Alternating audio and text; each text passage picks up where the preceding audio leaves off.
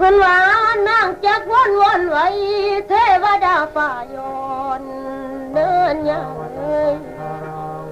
มาสวยอยู่ทรงให้คุณแก้วก็ประกาศทุกที่ด้านกำไฟดินใดจำจุดในหัวใจซอยย้อยยังตอน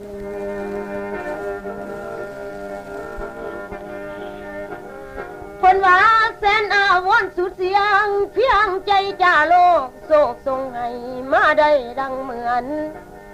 ข้าจริงนบนอไปก้มกราบทูลถึงเทวดามีฤทธิ์ในสวยลงภายใต้